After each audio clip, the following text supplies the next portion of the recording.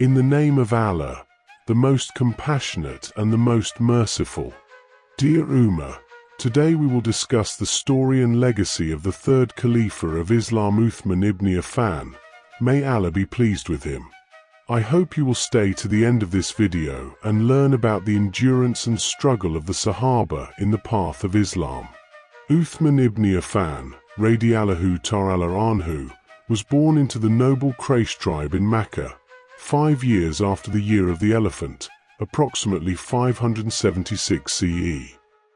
His father was Affan ibn Abi Alas, and his mother was Awa bint Quraysh, who was the daughter of the Prophet's auntie, Hakim al-Bayda bint Abdul Muttalib, and the granddaughter of Abdul Muttalib, making her a cousin of the Prophet Muhammad. This noble lineage tied him directly to the Prophet, both by tribe and by family relations. This fulfills the Quranic mention of Allah choosing noble lineages for his prophets and their companions. Indeed, Allah chose Adam and Noah and the family of Abraham and the family of Imran over the worlds. Quran 3 verse 33. Thus, Uthman, radiyallahu ta'ala anhu, came from a chosen household of Quraysh, close to the Prophet. The Quraysh were the guardians of the Kaaba and the most respected tribe in Arabia, and within Quraysh, Banu Umayyah, his clan, was among the most influential and wealthy. Before Islam, Uthman, may Allah be pleased with him, lived a life of comfort and dignity. He was known for his honesty, humility, and gentleness. He never bowed to idols, nor did he drink alcohol, both practices common in pre-Islamic Arabia. His natural modesty and purity of character set him apart from his peers. Unknown to him, this trait has prepared him for the light of Islam ahead. The Prophet, may the peace and blessings of Allah be upon him, said, "Uthman is the most modest of my Ummah." Sunan ibn Majah, 110. He was also a successful merchant, traveling often between Mecca and Syria. His trade was built on fairness and trust, earning him the title of Al-Ghani, the wealthy, yet unlike many of his peers, he never displayed arrogance. Instead, he was known for generosity toward family and neighbors. When the Prophet Muhammad began calling to Islam, Uthman, radiyallahu ta'ala anhu, was among the earliest to embrace it. His close friend Abu Bakr as-Siddiq, may Allah be pleased with him, introduced him to the message of Islam. Upon hearing the Quran and the words of the Prophet, Uthman's heart opened, and he accepted Islam without hesitation. The Prophet gave him glad tidings early.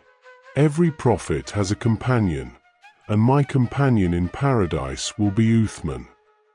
Reported by Ahmed, Al-Tirmidhi, Ibn Majah, and Musnad Ahmed, number 511. Soon after his conversion, he faced persecution from his family, from his clan, Banu Umayyah. His uncle tied him with ropes and demanded he abandon Islam, but Uthman, radiyallahu ta'ala anhu, remained steadfast, choosing faith over worldly status. He bore it patiently, as Allah says. Do people think once they say, "We believe," that they will be left without being put to the test? Quran 29 verse 2.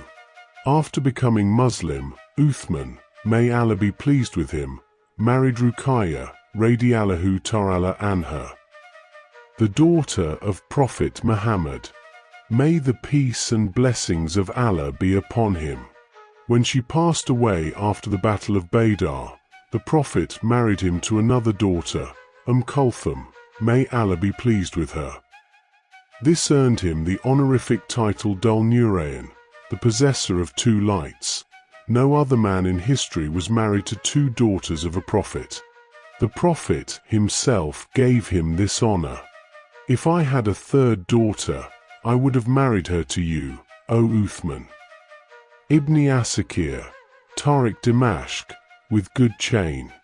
He also participated in both migrations to Abyssinia, Ethiopia, alongside Ruqayya, radiallahu ta'ala anha, and to Medina, when the Prophet made Hijrah.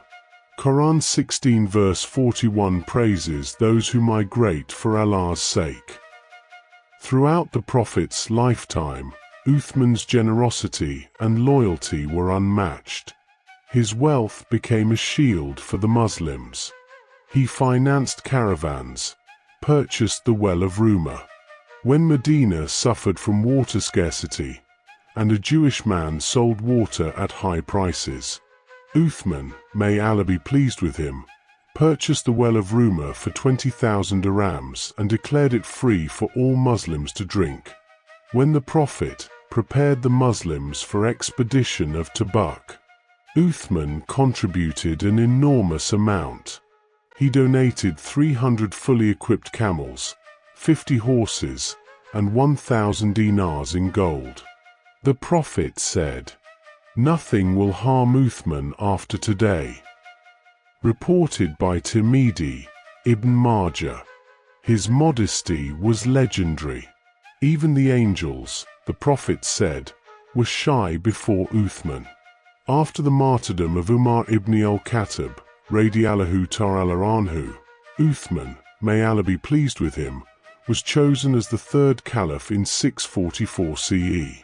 His caliphate lasted 12 years, longer than either Abu Bakr's or Umar's. First 6 years, peace, prosperity, and expansion of the Islamic Empire. Last 6 years, trials, unrest, and rebellion that led to his tragic assassination. His greatest legacy was the standardization and the preservation of the Quran. When differences in recitation appeared, he standardized the Mushaf.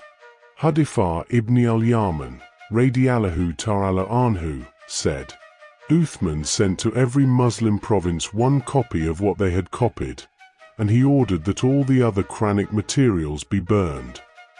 Sahih al-Bukhari, 4987. Because of this, the Quran remains unchanged to this day. Muslims worldwide recite the Quran without alteration, fulfilling Allah's promise. Indeed, it is we who sent down the Quran, and indeed, we will be its guardian. Quran 15 verse 9. Uthman contributed immensely in expanding the Islamic navy and army. Oversaw massive conquests, North Africa, Cyprus, and further into Persia. Strengthened the administrative and financial systems of the growing Muslim empire. Preserved the Quran in its original form. Built and expanded mosques. These expansions fulfilled Allah's words. Allah has promised those among you who believe and do righteous deeds that He will surely grant them succession upon the earth. Quran 24 verse 55. Uthman's reign was part of this divine promise. Despite his unmatched service, whispers of dissent grew during the later years of his caliphate. Rebels from Egypt, Kufa, and Basra, fueled by jealousy and political ambition, spread rumors against him. Hypocrites like Abdullah ibn Saba spread slander against Uthman, may Allah be pleased with him. They accused him of nepotism and mismanagement, despite his unmatched generosity and piety. In 656 CE, a group of rebels besieged his home in Medina. For 40 days, the Caliph of Islam, the man who gave his wealth, his loyalty, his very soul for this ummah, was trapped inside his house without water and food, even though Uthman, may Allah be pleased with him, had once bought the well of Rumah to give Muslims free water. This echoed the Quran. And they wronged them not, but they were only wronging themselves. Quran 2 verse 57. On the final morning of his life, Uthman, may Allah be pleased with him, had a dream. He saw the Prophet, may the peace and blessings of Allah be upon him, Abu Bakr and Umar radiallahu ta'ala anhu in paradise. They said to him, "Break your fast with us tonight." Reported by Ibn Sa'd in Tabuk with a sound chain. Knowing his end was near, Uthman radiallahu ta'ala anhu fasted that day and opened the Qur'an, as Uthman, may Allah be pleased with him, recited from the Qur'an. When the rebels broke into his home, his wife Nayla, may Allah be pleased with her, tried to shield him, but he recited, "So Allah will suffice you against them, and He is the hearing, the knowing." Quran 2 verse 137. Even when he was surrounded, Uthman, may Allah be pleased with him, forbade the companion and Muslims to fight in his defense, saying, "I urge everyone who believes in Allah and the last day not to shed blood on my account." Ibn Sa'd, Tabuk al-Kubra, 367. He raised his hand and said, "By Allah, I do not wish to shed the blood of a single Muslim for my sake." He chose patience over civil war, remembering the words of the Prophet. It is not permissible to shed the blood of a Muslim except in 3 cases: adultery, murder, or apostasy. Sahih al-Bukhari, 6878, Sahih Muslim, 1676. And as he recited from Surah al-Baqarah, the sword of betrayal struck him down. His blood fell upon the mushaf, staining the very verse he was reciting. So, Allah will suffice you against them, and He is the hearing, the knowing. Quran 2 verse 137. The Prophet, may the peace and blessings of Allah be upon him, had foretold this trial. "O Uthman, perhaps Allah will clothe you with a shirt, and if the hypocrites want you to take it off, do not take it off until you meet me." Musnad Ahmed, 648, authenticated by Al-Albani. That shirt was the caliphate. And indeed, Uthman, may Allah be pleased with him, refused to step down, because to do so would mean disobeying the Prophet's instruction. His assassination in 35 AH, 656 CE, was a turning point in Islamic history. For the first time, the blood of a caliph was spilled by Muslims themselves. The Prophet had warned, "When the sword is placed among my ummah, it will not be lifted from them until the day of resurrection." Sunan Abu Dawud, 4252, authenticated by Al-Albani. Even though he was martyred, Uthman's, may Allah be pleased with him, legacy remains alive. In today's video we are able to discuss his lineage. The Quran Mushaf compiled under his rule is the same we recite today. His generosity, the well of Rumah, financing Tabuk, continues as ongoing charity, Sadaqah Yoriyah. His modesty remains unmatched, the Prophet said. "Shall I not feel shy before a man before whom even the angels feel shy?" Sahih Muslim, 2401. And above all, he is promised paradise by the Prophet. Uthman will be in paradise. Sahih Muslim, 2410. In today's video we are able to discuss his lineage and early life, his conversion to Islam, how he accepted Islam early through Abu Bakr. We are also talked about his support for Islam and spent his wealth for the sake of Islam and Allah. We also able to touch his caliphate, 644 to 656 CE, how he rules with justice and expand Islam.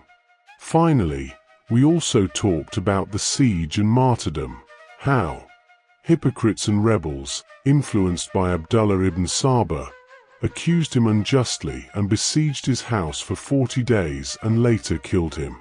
If you like this story of the noble Caliph of Islam, let us know how you feel in the comments section.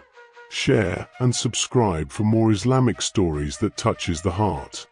May Allah in His infinite mercy continue to bless us with the understanding of Islam and guide us to the straight path. Ameen.